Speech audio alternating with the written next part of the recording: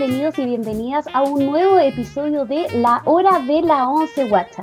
El día de hoy tenemos un invitado muy especial. Él es José Fliman, es presidente de la agrupación Tunquén Sustentable y además es socio de uno de los primeros restaurantes vegetarianos y de cocina consciente en Santiago, el restaurante El Huerto. Así que sin duda vamos a tener una nutritiva conversación el día de hoy junto a José y Sonia, así que bienvenidos a esta Hora de la Once Guacha. Muchas gracias, bienvenido José. Muchas gracias por invitarme. Hola, gracias. Oye, José, ¿por qué no nos cuentas un poquito de tu vida, sintéticamente, digamos, de tu familia? ¿Cómo nace también en ti todo esto de la cocina? ¿Había algo en tu casa ya que estaba anunciando, digamos, esta visión, esta idea de hacer tu restaurante? Cuéntanos un poco cómo fue eso. Yo he pensado esa historia porque mi casa era una casa, porque también es cocina vegetariana, sí, eso sí, también es súper importante. Sí. Yo nací en una casa normal, mi padre era nacido en Chile, mi mamá nació en Rumania, llegó a los 6 años y es curioso, se fueron a vivir a Pica. Llegó en un barco, se fueron a Iquique y vivieron varios años en Pica, hasta cuando tuvo como 12 años que ya no había colegio y partieron de Pica a Iquique, de Iquique a Santiago. Tengo 3 hermanas, obviamente mis padres como inmigrantes querían lo mejor para sus niños, me pusieron en el colegio Grange, que bueno... Durante muchos años yo decía, ¿por qué me habrán puesto en ese colegio? Y después entendí que era porque ellos pensaban que era lo mejor que me podían dar y de verdad aprecio mucho haber aprendido inglés desde niño y haber aprendido inglés, lo que más valoro de esa pasada por el colegio. Y después con los años sí me he reconciliado y los quiero también. Claro, eso pasa cuando se reconcilia uno. Eso pasa, claro. Un tiempo pensaba que era demasiado burbuja, demasiado burbuja. Pero bueno, se van ampliando las burbujas y eso depende de cada uno, ¿no? Estudié en la Escuela de Economía de la Chile. Pasé por la Escuela de Economía de la Chile y me recibí de ingeniero comercial, pero de verdad fui el peor estudiante de mi generación. Era realmente porro, no sé por qué fui tan inmaduro y tan mal estudiante, de verdad no lo entiendo. Pero me las arreglé para terminar, era bueno para copiar, para conseguir, para resumir, para postergar, y me las arreglé y terminé la universidad, me demoré un poquito más, pero lo hice. Y el premio que tenía por recibirme era un pasaje a Europa que yo venía tratando de conseguir, que en ese tiempo los pasajes a Europa, tiempo sin tarjeta de crédito, eran caros, era difícil, eran dólares, era como complicado, pero logré que me regalaran ese pasaje y me fui el año 74, al comienzo de 74, sin plazo, sin nada, y ahí, bueno, antes de irme yo igual ya había, a los 18 años a mí, año 68, año de, pongámosle como la revolución de las flores, o por ponerle un nombre, me bajó la rebeldía también, ¿no? O sea, además de ponerme rebelde, descubrí que había otro mundo. Y ya antes de irme en esos tiempos yo ya conocía gente que cocinaba con harina integral, que comía pan integral, que hacía granola. Había un mundito muy pequeño, entre comillas, hippie que yo conocí en ese tiempo y ese era uno de los lados de ese lado, ¿no? de esa parte.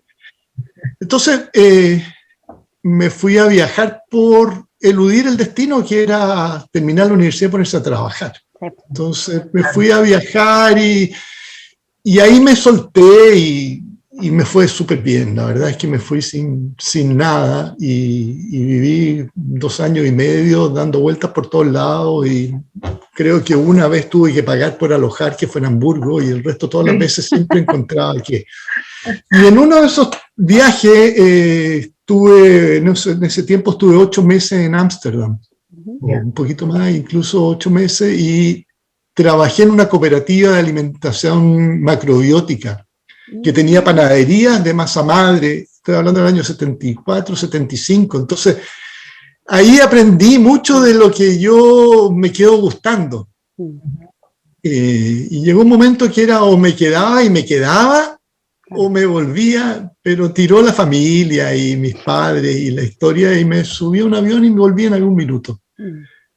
Ahí trabajé, siempre digo lo mismo, 3 años y un día en un laboratorio de perfumería y cosmética, pero siempre pensando en que no, ¿qué hacía yo ahí? Es que eso no era el camino. Y era bueno para trabajar, se me fue bien, pero no. Siempre pensando en que quería hacer un restaurante macrobiótico en Santiago de Chile. Y renuncié a esa pega,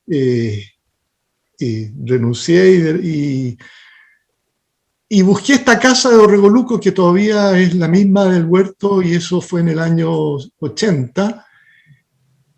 Abrimos el huerto y siempre, o sea, cuando remodelábamos yo tenía pensado hacer un restaurante macrobiótico. Felizmente había conocido a Nicole Mintz, que fue mi socia durante 37 años, que la conocí en un grupo de preparación de parto. Ella esperaba a su primera hija y nosotros esperábamos a la Sol, nuestra hija mayor también. Y resulta que la Nicole vivía a una cuadra nuestra en el Arrayán, nos hicimos amigos, pero dejamos de vernos y nos volvimos a encontrar cuando ya el año, había pasado 1 año, 2 años, y me preguntó, ¿y eso que conversamos de un restaurante vegetariano? Le dije, ya estoy lanzado, estamos demoliendo, construyendo, remodelando, y ella me pidió ir a ver, y por suerte que fue a ver, porque ella tenía la idea de la cocina vegetariana de California, que es una inspiración de Alice Waters, chef anís, que era muy famosa, y eso nos salvó, porque macrobiótico no creo que hubiéramos... No hubiera pegado. En esa época, No. Y nunca. Yo creo que en Chile nunca. Y a mí también se me fue pasando lo macrobiótico y aprendí, o sea, la Nicole trajo la idea del menú, que era fundamental. Yo solamente estaba empujando un restaurante sin saber qué es lo que iba a hacer.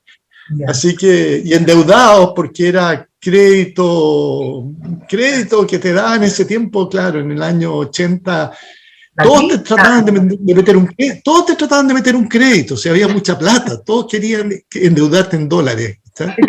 Y nos endeudamos en dólares y nos iba mal al comienzo, fue súper difícil. Y llegó el momento del primer pago y no teníamos un peso, y viene el banco y te dice, no te preocupes, yo te doy más plata para que nos pagues. Y así fuimos navegando, y hasta que llegó Laura Moreno, llegó el Pepe Acevedo a trabajar con nosotros, yo me tuve que ir a trabajar a otro lado porque no podía parar la olla, y así ellos no fueron unas tremendas ayudas en los tiempos iniciales del huerto. O sea, sin ellos no hubiéramos llegado a sobrevivir y a pagar las deudas y los dólares que de 39 pasaron a 79 y etcétera, ¿no es cierto? Así que esas son todas historias preciosas de la magia de haber, no sé, de por qué me encontré con este amigo en un barco, en un ferry que cruzábamos de Londres a Europa de vuelta. Yo quería ir a Suecia a trabajar de nuevo en el verano, y nos conocimos con esta pareja de amigos, y que me dijo, quédate en mi casa, y fuimos a jugar una pichanga al día siguiente, y yo me torcí la rodilla, y ahí me quedé 1 semana más, y me conseguí una pega en Mana, y ahí cambió el giro, ¿no? Sí, fue súper bonito. Esa es como un poco la historia, ¿no? Del huerto. De la creación del huerto. Debe haber sido bien complejo, porque claro, uno se imagina hoy en día, habla de los restaurantes vegetarianos, y claro, acá también hay como una moda, un boom también de los restaurantes.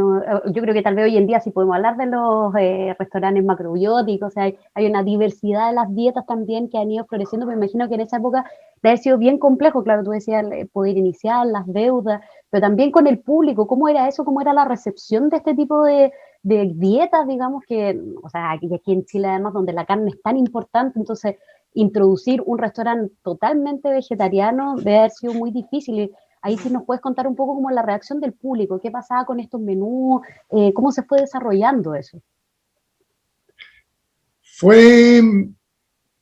Mira, cuando inauguramos, como teníamos amigos y cosas así, los primeros, o nosotros abrimos en octubre, creo que tuvimos gente noviembre, diciembre y enero. Llegó febrero y el mismo banco nos dijo, tomen plata y váyanse de vacaciones, un poco así, ¿no? Y cerramos 2 semanas en febrero porque supongo que estábamos muy cansados o éramos más irresponsables porque no se cierra. Y volvimos al 15 o al 18 de febrero y no llegaba nadie. Se le olvidó a la gente que existía el restaurante. Yo me acuerdo había unas campanas del Banco Higgins que estaba como en alguna parte en Providencia, no sé si en Orregoluco o en los Urbinas con Providencia, y sonaban las campanas a las 2 de la tarde y nosotros sin nadie si antes la partida fue un boom y en 2 meses se le olvidó a la gente. Y ahí empezábamos de a poco a hacer canjes con la radio Beethoven, canjes con la radio cooperativa, canjes con la época, puros canjes con el jardín infantil de mi hija. Toda esa historia era puro trueque para poder arreglarnos y a trabajar harto y tratar de hacerlo bien, cosa que los que venían volvieran. Entonces, y era un restaurante de mujeres, y era muy extraño, porque los hombres no iban a comer vegetariano. No, si eran muy pocos hombres. Entonces,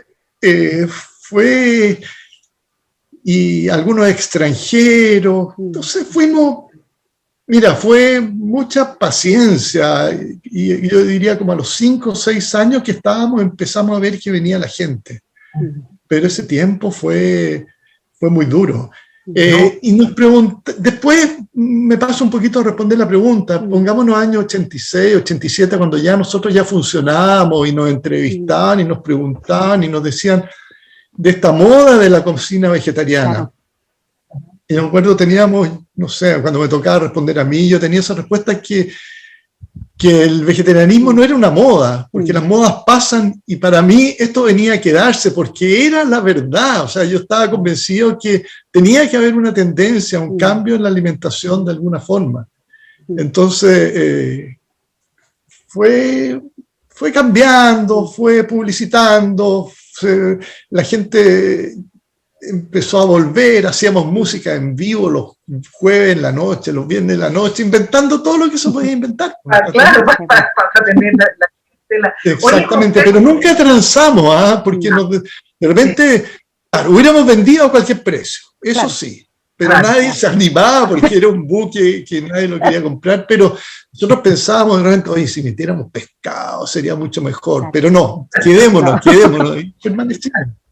Una cosa, José, porque aquí en Chile el vegetarianismo, ¿no? Tiene una antigüedad más o menos de la década 30-40, ¿ya? Donde está este señor Vergara, ¿no? Que es el que introduce toda esta cosa, y aparece el restaurante El Naturista, que ese era como el horizonte del vegetariano. ¿Cuál era la apuesta, digamos, en el fondo distinta de ustedes, para que la gente no confundiera que esto era igual que El Naturista? Porque de hecho había otra cosa. Claro, porque para mí siempre es súper valioso, porque a mí me tocó más de alguna vez ir a comer con mi padre al Naturista, o una vez o 2 veces, y uno pedía bistec a lo pobre sin carne. O sea, era igual que un restaurante, pero nada más que sacaban la carne al lado. Entonces, era, bueno, arroz blanco, harina blanca, todo era igual, pero sin carne. Igual era valioso para su tiempo, pero nuestra idea era otra cosa, era usar los productos del mercado, ojalá productos frescos, ojalá proveedores conocidos, ojalá buena procedencia, ojalá orgánico, y tomar cocina, que siempre ese fue el predicamento de la Nicole, que fue mi socia, ella fue la mentora del desarrollo de la cocina. Tomar la cocina del mundo y adaptarla al vegetarianismo del huerto. O sea, siempre trabajamos con platos libaneses, platos turcos, platos mexicanos, y siempre por ahí íbamos creando, y comida chilena también. Siempre hicimos el pastel de choclo, las humitas, todo lo que se podía. Cochayuyo desde siempre también, o sea, y la quinoa, que nadie, o sea, la quinoa era altiplánica. O sea, para mí era altiplánica, y de verdad la comprábamos en el altiplano, y de repente llegó un amigo y me dijo, no, si esta cuestión él es de sexta región, me dijo, si esto existe, si esto se llama la quinoa. Si quinoa. acá la hemos comido siempre en el campo nuestro, y ahí fuimos aprendiendo, pero nosotros la trajimos como, porque la aprendimos desde Estados Unidos. Desde Estados Unidos la usaban y la importaban desde el altiplano, de Perú y Bolivia, y ahí nosotros la empezamos, pero es aprendizaje, mucho aprendizaje, mucho. No, súper interesante lo que tú cuentas, porque claro, como decía la Alejandra adelante, las nuevas generaciones ya, comillas, muchos de ellos nacieron ya con esta idea de lo integral, de las harinas, pero claro, ustedes en ese sentido fueron absolutamente, ¿cómo se dice? Anunciaron ya algo que venía, ¿no? Claro. Que tenía que instalar, y en ese sentido realmente loable que hayan persistido, digamos, ¿no? En esto. Entonces, bueno, eso quería decirte. Y lo segundo, una pregunta respecto a tu idea de la sustentabilidad, ¿ya? O sea, tú, ¿cómo ves eso, digamos, ahora pasando a lo que es el huerto contemporáneamente? Claro. Para nosotros siempre el huerto fue un punto de encuentro con el arte. Siempre tuvimos exposiciones, o sea, hasta el año pasado con la pandemia, ahí la inauguración de marzo del 2020 va a ser en marzo del 2021, eso acabo de enterarme.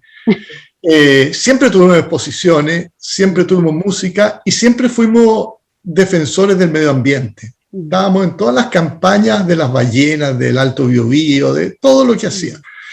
Y a través de la comida vegetariana, bueno, el efecto invernadero, una de las principales causas del efecto invernadero es la ganadería intensiva. O sea, hay un porcentaje, que no me acuerdo en este minuto, de los gases invernaderos que se producen producto de la ganadería intensiva. Entonces, creemos que disminuyendo el consumo de carne, que también, eso también lo he pensado esta semana desde que estoy dándole vuelta a esta posibilidad de la entrevista, esta entrevista que tenemos ahora, es que sí, o sea, ha aumentado en forma increíble el conocimiento y el consumo y la alimentación sana, ¿no es cierto? Llámese vegana, vegetariana o cualquiera de las otras tendencias que existen.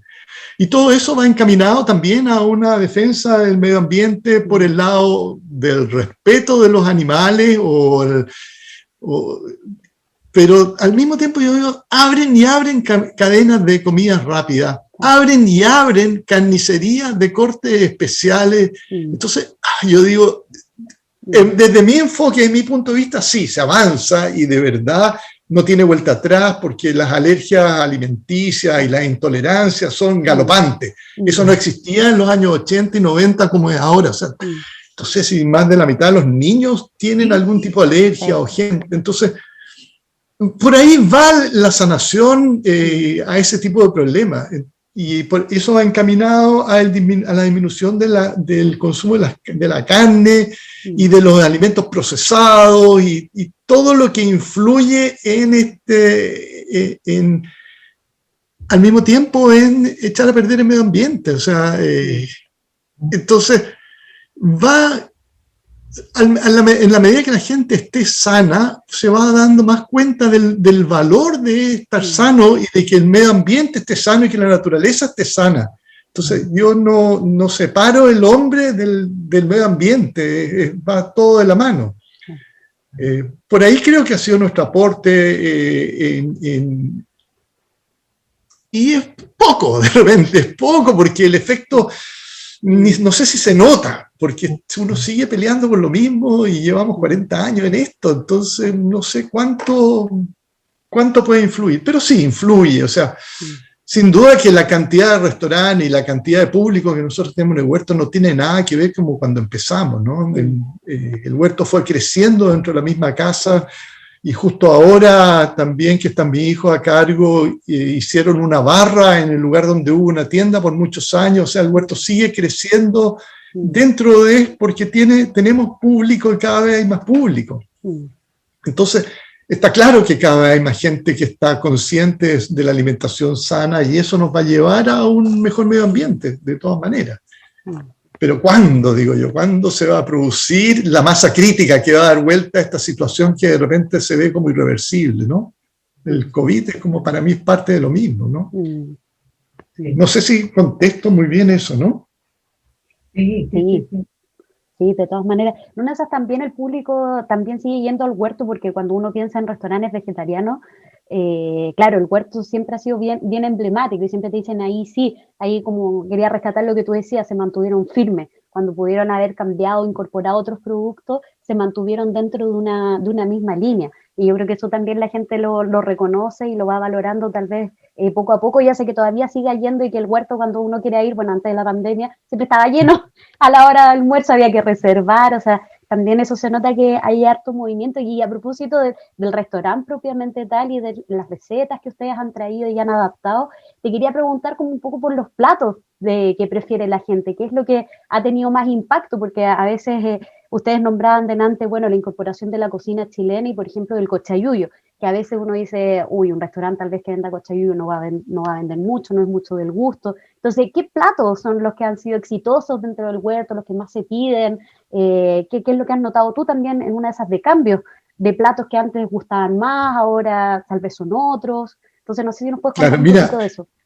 yo creo que en los últimos 10 años, más o menos calculo que 10 años atrás, 2010, 2008, la cocina vegana, casi nosotros no le hacíamos mucho caso. Y el veganismo ha entrado con una fuerza bien importante. Yo te diría que mucho más que, yo diría que más del 60 o 70% del menú actual del huerto es vegano. Y la tendencia es al veganismo. Entonces, igualmente el plato que más vendemos es, hasta en la pandemia teníamos un almuerzo del hortelano, que fue vegano desde el comienzo, no sé si desde el comienzo, pero en un minuto con mi socia decimos, ya, aquí tenemos que jugarnos por la creatividad en la cocina vegana. Y siempre nuestro menú hortelano fue vegano y siempre fue el menú, el plato que más vendíamos. Nosotros lo cambiábamos todos los miércoles, teníamos un menú nuevo, completo, que era realmente, la gente llegaba los miércoles a probarlo. O sea, había gente que iba y preguntaba por el menú de la semana. Y esto fue lo que más nosotros vendíamos siempre. Pero como plato, el Nuevo México es imbatible, como plato único, o sea, como dentro de la carta del huerto, y eso no lo vamos a sacar nunca. Y el Nuevo México que tiene, después hicimos una adaptación vegana al Nuevo México que se llama Chicana Vegana. Entonces, el Nuevo México es el clásico. De los postres que más vendemos es el cheesecake vegano, que también es una adaptación.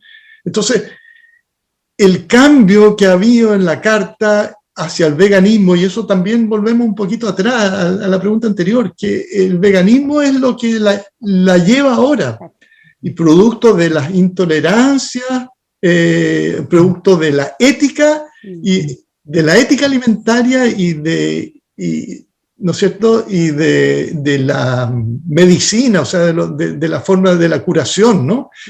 Y que la gente se va cambiando al veganismo, y eso es algo súper importante de que nosotros estamos claros con eso. Entonces, no somos un restaurante plenamente vegano, pero si es que nosotros antes recibíamos de verdad queso, ahora trabajamos prácticamente con queso de cabra y casi nada más.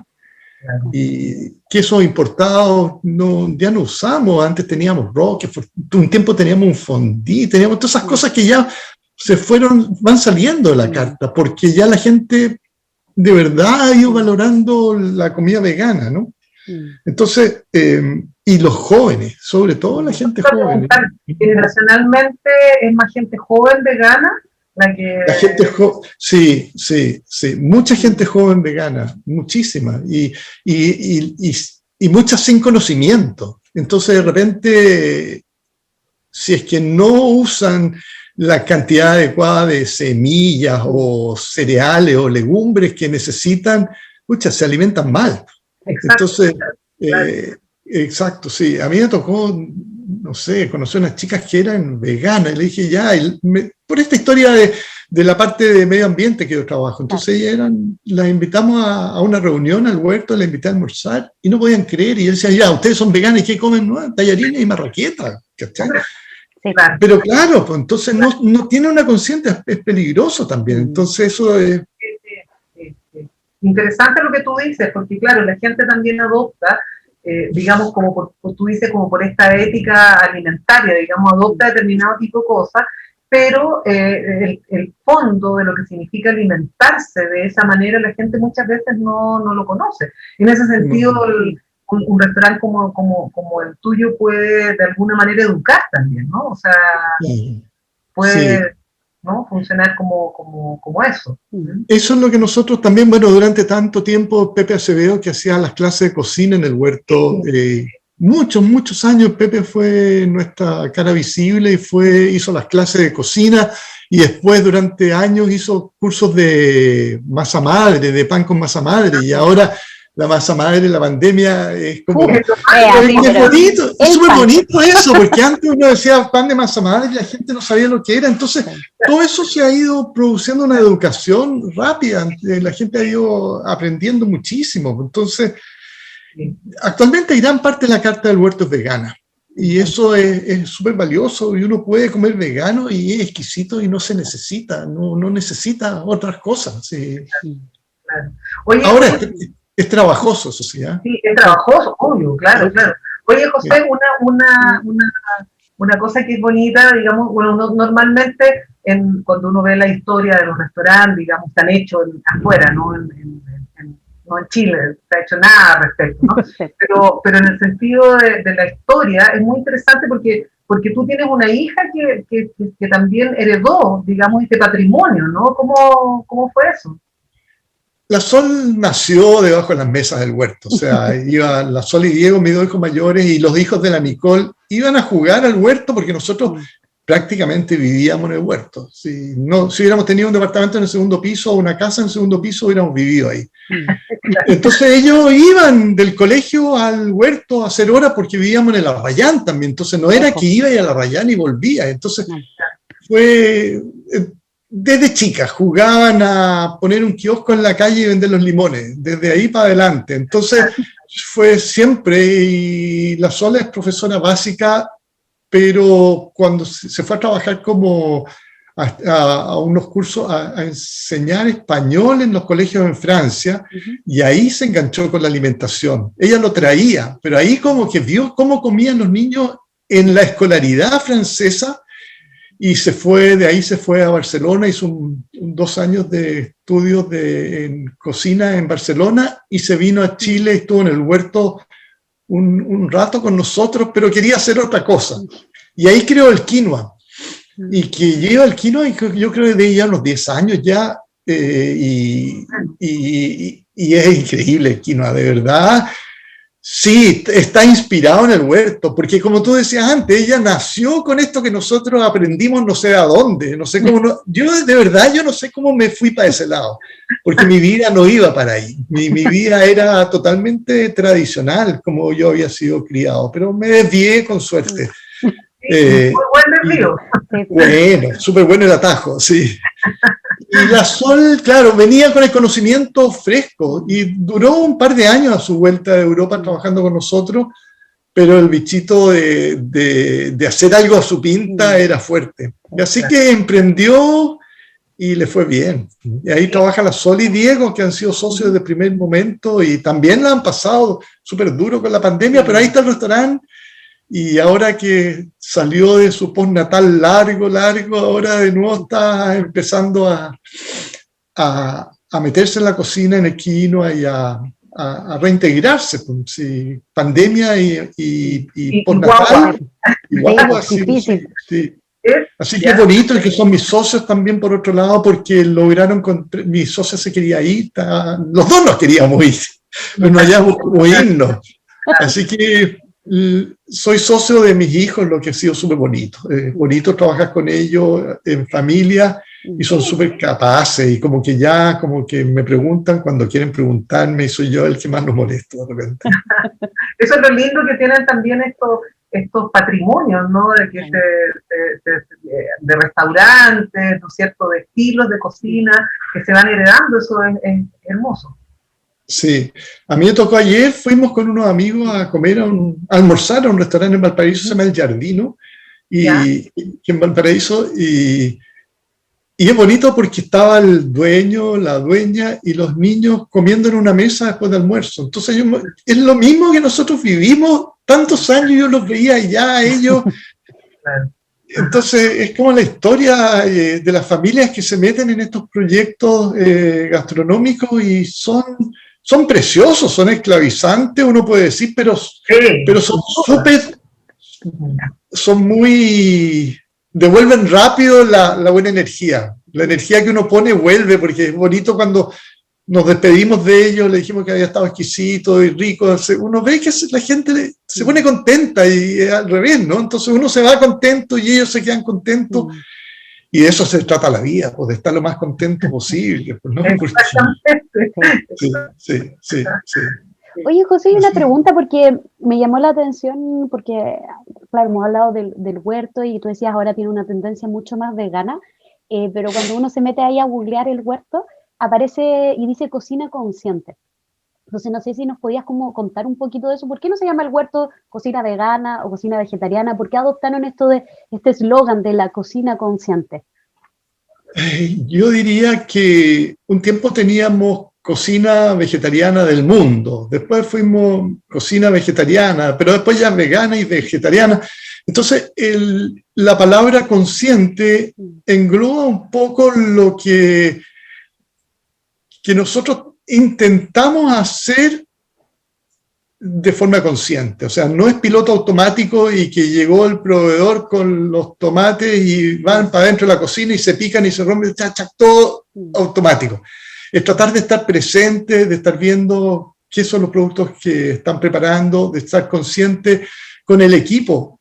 Es tan valioso saber cómo están los chiquillos que trabajan con nosotros, que algunos ya no son chiquillos, porque hay varios que tienen muchos años trabajando con nosotros y otros que tienen menos, pero igual tienen 10 años. Y entonces, parte de ser consciente con el equipo, ser consciente con el vecindario, ser consciente con los parroquianos, ser consciente de la forma como se cocina y con los proveedores también. Pucha, estar, ok, el proveedor que dice 30 días, pero si podí pagarme a los 15, échame una manito. Ok, claro, en la medida que uno pueda, feliz. Y esa es la forma, esa es donde nosotros queremos poner la palabra consciente. Es lo mismo que respeto. Siempre yo usaba la palabra respeto. O sea, ¿cómo nosotros, por qué nos fue bien? O sea, ¿por qué armábamos equipo? ¿Por qué tenemos equipo? Porque de verdad que o sea, intentamos de corazón de respetar a la gente que trabaja con nosotros. O sea, cuando llega algún cocinero que viene, que de repente nos tocó un chiquillo que fue jefe de cocina 3 años con nosotros y que era acelerado y era gritón y de repente puteaba. Claro. Y no era la esencia de la cocina nuestra, pero él me decía, si así son las cocinas, o sea, este es otro mundo. Claro. Pero poquito se fue dando cuenta. Y fue un súper buen encargado de la cocina nuestra hace unos años atrás y ahora tiene su restaurante en Puerto Vara y le va bien y un gran cocinero. Pero también fue una escuela para él esto del respeto y no explotar y no gritar en la cocina. Porque las cocinas son gritonas, me decía él. No, o sea, hay cocinas gritonas, pero pueden ser cocinas tranquilas, o sea, estemos trabajando consciente de lo que estamos haciendo. Y nosotros somos una cocina masiva, no somos una cocina que hay 18 cocineros para servir 24 platos, ¿cachai? Nosotros atendemos 200 personas a la hora de almuerzo. Entonces no es como que son restaurantes chiquititos que vale 25 o 45 lucas por nunca. Nosotros somos masivos dentro de todo, pero ese es el tipo, eso es lo que queremos decir con cocina consciente. Desde la procedencia de lo que compramos hasta el producto que sale y el trato entre nosotros y con los vecinos y con la calle. O sea, no esperemos que venga la municipalidad a recoger la basura, ¿cachai? Nosotros, claro, todo lo que nosotros podamos hacer, hagámoslo, no esperemos de afuera. Y eso mismo también ha sido bonito porque la calle Orregoluco también tiene un equipo, o sea, todos los restaurantes de Orregoluco tenemos una cierta cofradía, trabajamos súper bien juntos, entonces ha sido bueno. Interesante, me parece súper interesante este concepto, digamos, ¿no? Sí, Oye, sí. una pregunta, hablemos de la ONCE, como este ¿Perdón? programa se llama Once Guacha, entonces hablemos de la ONCE, ¿ya? Ya. Ahí nos gustaría preguntarte varias cositas. Bueno, primero, por ejemplo, ¿cómo eran tus once cuando niño? ¿Ya? ¿Ya? Después, las once que tú ofrecías en el huerto, porque yo me acuerdo que Sí. no iba a tomar once. Sí, sí, ¿Ya? sí. Y luego, si sigues tomando once. ¿Y qué Voy a tomas? partir, las 11 de mi casa, nosotros llegamos al colegio y las 11 eran, según lo que yo me acuerdo y lo que me acuerdo lo que decía mi mamá, que yo decía aquí en mi casa, en esta casa no hay nada, decía yo.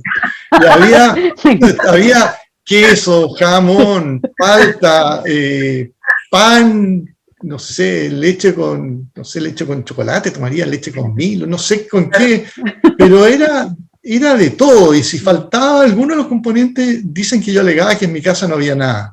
Pero era importante, porque uno llegaba del colegio jornada larga de 8:30 a 4:30 y a tomar 11.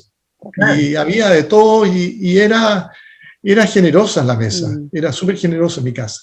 Y también yo, claro, estaba en el colegio Grange, había harto deporte y había que quedarse después, y a mí me gustaba, era deportista, entonces me quedaba a entrenamientos después, y entonces había una historia que uno pedía, una historia que se llama Vale for Tea, que iba a una oficina y pedía ahí un vale y que tú lo presentabas, y en ese tiempo era internado, iba a tomar once con la once que tomaban todos los internos, que eran unos jarrones enlosados, blancos con la orilla negra, de té con leche, yo creo que con harta azúcar, porque a mí no me gustaba el té con leche más que ahí, y marraquetas con miel. Bien dulce, sí, además, todo. Era bien dulce, y ahí uno se comía esa once y después se iba a jugar fútbol o atletismo, lo que le tocara practicar.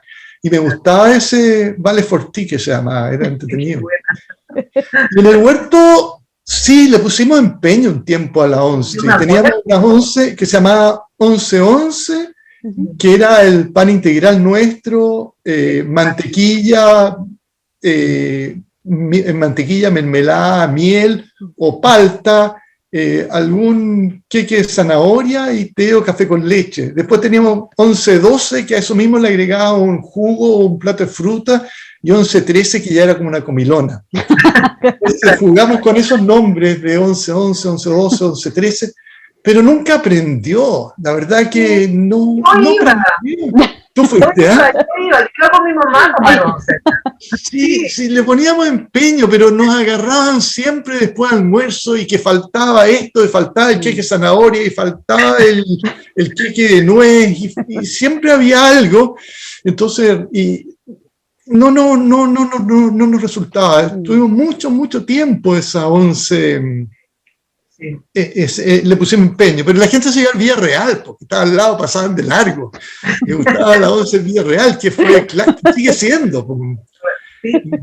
Es como lo que intentamos muchas veces me salgo el tema, intentamos con el desayuno. El desayuno, tuvimos mucho tiempo el desayuno era exquisito. Y ahora vamos a partir de nuevo con el desayuno, un nuevo empuje al desayuno por 10ª vez, con toda la energía para que funcione. Porque habían señoras clásicas, o sea, nos tocó, pero no era... Entonces, nosotros dentro de esta historia de que hablamos del respeto, teníamos un equipo que llegaba a las 8 y se iba a las 4, y llegaba el equipo a las 4 y que se quedaba hasta la cena. Nunca trabajamos con el doble turno famoso en los restaurantes, que los cabros se iban a dar una vuelta a la plaza y volvían a trabajar después de un rato. Entonces, teníamos 2 equipos. Y la once nos agarraba en el cambio del equipo. Entonces, nunca supimos hacerlo para estar nosotros contentos con lo que ofrecíamos. Y de repente fue una decisión dura, pero dijimos ya, vamos a seguir trabajando, pero vamos a seguir con la carta, nada más que con la carta, y bien claro lo que podemos servir, y el cambio de turno siempre ha sido y sigue siendo un poco difícil. Es ahora entre el almuerzo, que están todos cansados y vienen llegando los nuevos, pero hemos aprendido, porque algunos ahora entran más tarde y se van más tarde. Entonces llega el equipo, no llega entero nuevo, pero nos demoramos años en inventar eso. las 11 tuyas de ahora, ¿cómo son?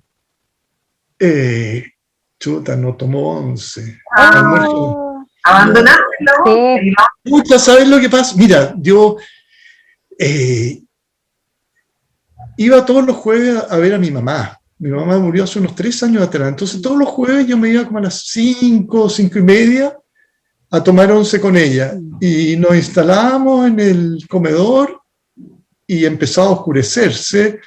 Y comíamos, bueno, yo vegetariano comía pan con palta, tostaditas con palta y una taza de té.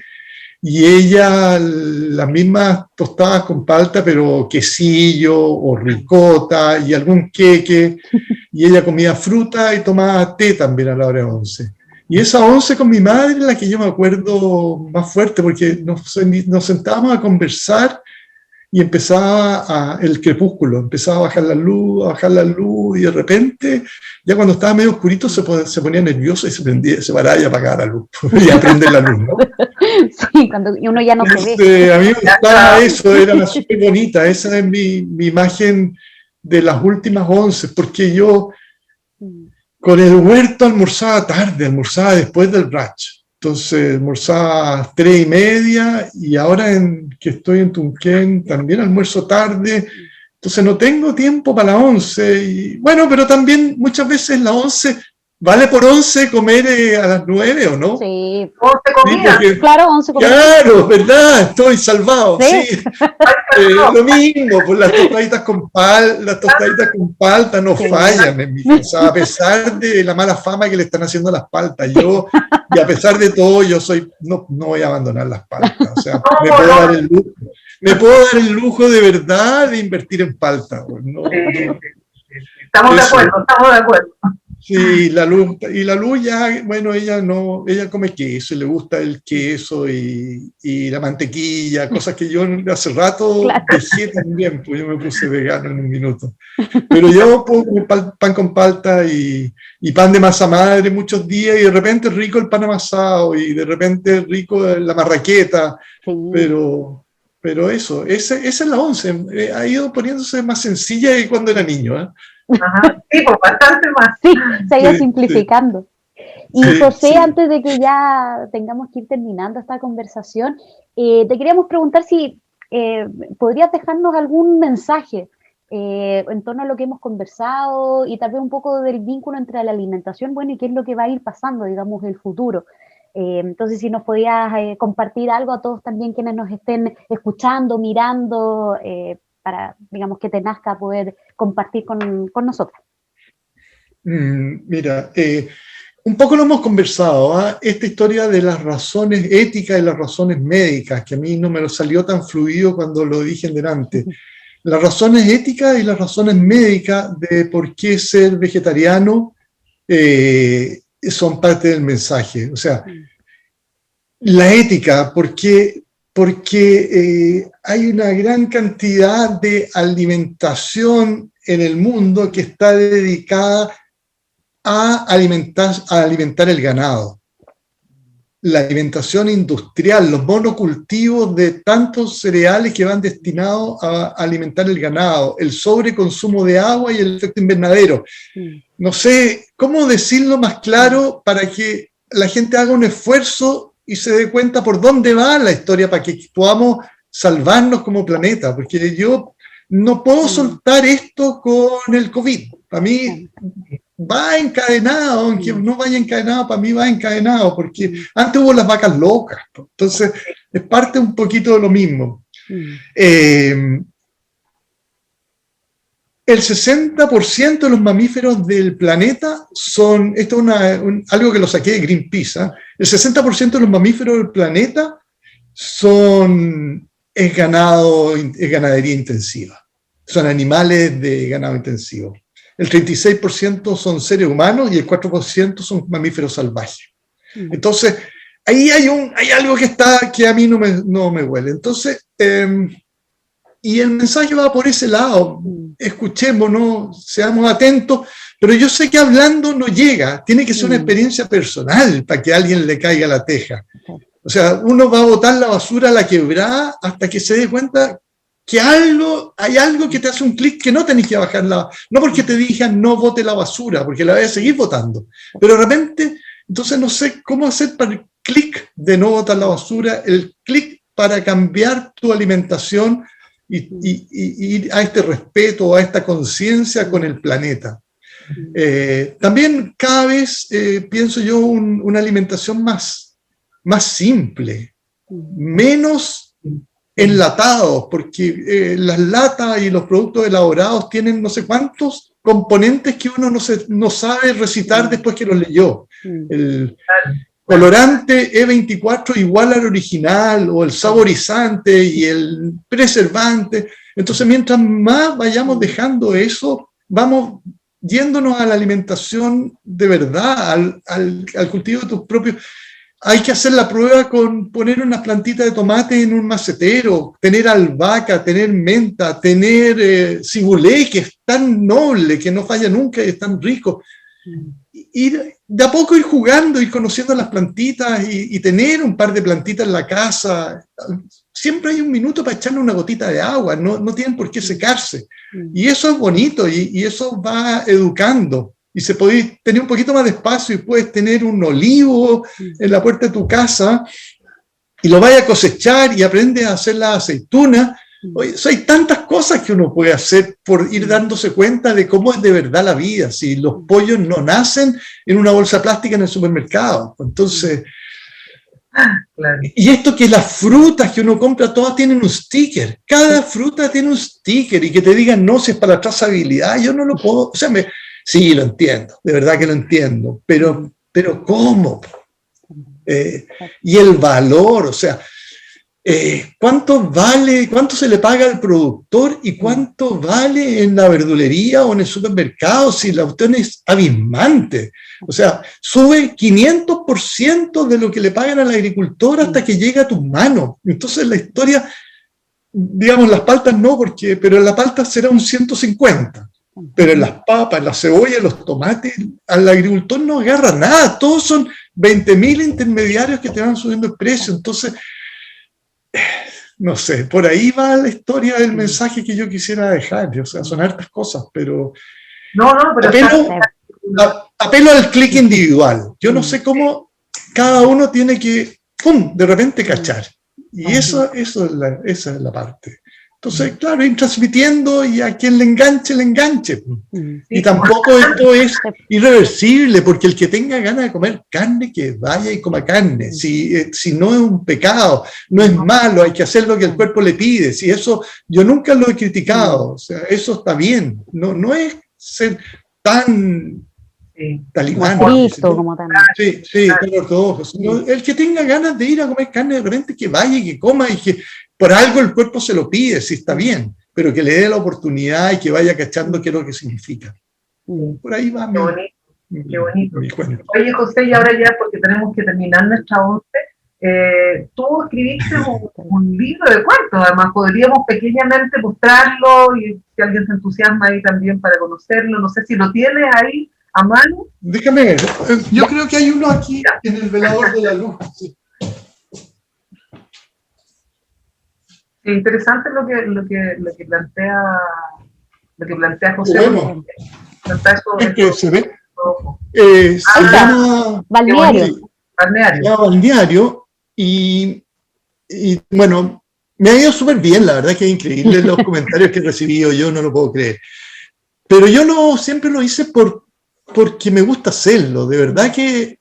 Y soy Mateo, le pongo, o sea, así como sacamos el huerto adelante, saqué la escritura adelante, porque no tengo una formación de escritor, sino que me gusta escribir, me gusta mucho leer, siempre leo, siempre estoy leyendo, y de repente me bajó por intentar y bueno, y el libro está bueno, de verdad está bueno. Ahora, no tiene nada que ver con el José Fliman que estaba hablando que hay con ustedes. Claro. O sea, no piensen que tiene algo que ver con la alimentación vegetariana ni con el respeto. Esto es realidad dura. O sea, de verdad un libro potente. Hay gente que me dice, ¿cómo escribiste eso? Pero también siempre cuento lo mismo, digo, me repito con las cosas porque es bueno. Hace años atrás le mostré unos cuentos a una amiga de mi mujer y y no podía creer lo que había leído. Entonces dijo, son súper buenos los cuentos, pero qué bueno que los saque aquí en la escritura y no en la casa. Qué bueno. Y después, bueno, seguí. ¿Qué editorial está publicado? Es editorial Cuneta. Ahí está. Cuneta Galo Gigliotto fue mi descubridor, que dijo, vamos adelante. Carlos es un descubridor, sí. Sí, o sea, a mí me... Yo había intentado en algún momento, hace unos años atrás, pero nadie me contestó nada. Yo quería que los contestara. Nadie ni siquiera me dijo que los recibí, que no recibí, que eran buenos, que eran malos, que nadie me dijo ni siquiera. O sea, ponme el manuscrito al tarro de la basura al tiro, si ni siquiera lo leyeron. Y Galo lo leyó, le gustó y aquí está. Y estamos haciendo la segunda edición, así que imagínate. No, increíble. Así que gracias por dejarme mostrarlo. Pues, sí, felicitaciones. Y ojalá que aquí, yo quiero leerlo también, así que les pique el bichito a todos nuestros escuchas, o los que ven, para que les pique el bichito de querer leerlo también. ¿Ya? Está súper bueno, yo encuentro que está bueno, así que es orgulloso, me costó harto, es bien difícil mostrarse, mostrar esa faceta. Sí, obvio. Sí, mucho pudor, pero ya estoy relajado. Qué bueno. Muchas felicitaciones. Sí, muchas felicitaciones y bueno, muchísimas también gracias. Agradecerte, José, este tiempo que te tomaste para conversar con nosotros en este nuevo episodio de La Hora de la Once Guacha. Les invitamos a todos y todas quienes nos estén escuchando, nos estén viendo, acordarse de seguirnos en nuestras redes sociales. Estamos en Instagram, tenemos un canal de YouTube, tenemos un podcast ahí en Spotify también para que nos puedan seguir, nos puedan escuchar, y agradecerles a quienes nos hayan acompañado en vivo, agradecerle nuevamente a José por haber compartido y además darnos este mensaje de ser conscientes. Yo creo que a muchos y a muchas nos va a hacer mucho sentido y ojalá podamos ir siendo cada vez más conscientes también con nuestro entorno, con lo que nos estamos alimentando y cómo nos relacionamos con los otros y las otras. Así que muchas gracias Sonia también por estar en esta Hora de la Once Guacha y nos vemos en un próximo capítulo en unos 15 días más. Así que muchas gracias y nos vemos en la próxima. Gracias. Muchas gracias, José. Gracias a usted, feliz de haber estado. Que estén bien. Gracias chao, a ti. chao. Igual, muchas gracias.